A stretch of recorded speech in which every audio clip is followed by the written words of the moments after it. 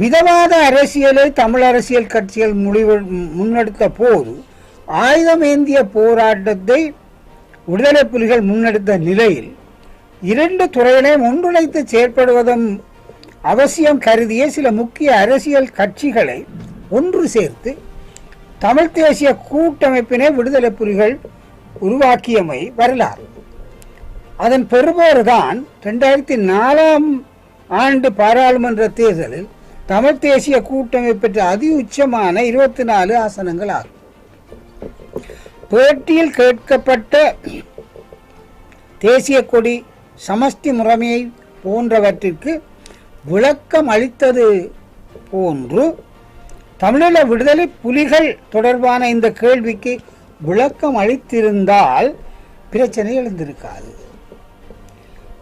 கியாப்பே விஸ்வநாதன் போன்ற தமிழ் அறிஞர்கள் 1000 ஆண்டுகளுக்கு ஒரு முறை தோன்றும் தலைவர்களில் ஒருவர் பிரபாகரன் என்று சிலாகித்து பெருமைப்படுத்திய தேசிய தலைவரின் பெயரை உள்ளடக்கி எழுப்பிய கேள்விக்கு 3 சொல்லில் நான் இதை ஏற்றுக்கொள்ளவில்லை என கூறியதே சர்ச்சைக்குரியதாகிறது.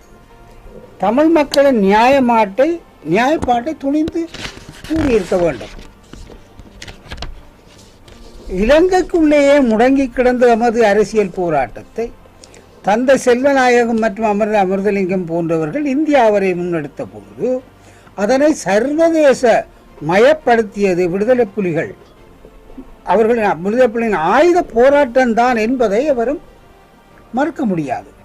ஆயுத போராட்டம் ஒன்றும் உலகுக்கு புதிதானது அல்ல. பல நாடுகளில் வரலாறு ஆயுத போராட்டங்களுடன் தான் தொடர்பு பட்டது. அதுவும் நமது போராட்ட வடிவங்களில் ஒன்றாக இருந்தது. அரசியல் ராஜதந்திர அணுகுமுறைகளையும் விடுதலை புலிகள் முன்னெடுத்தே வந்துள்ளனர் என்பதும் கவனத்தில் கொள்ளப்பட வேண்டும். ஆயுத வடிவ போராட்டத்தில் திரு சுமந்திரன் உடன்படாதிருந்திருக்கலாம். அது அவரது தனிப்பட்ட உரித்தாக இருக்கலாம்.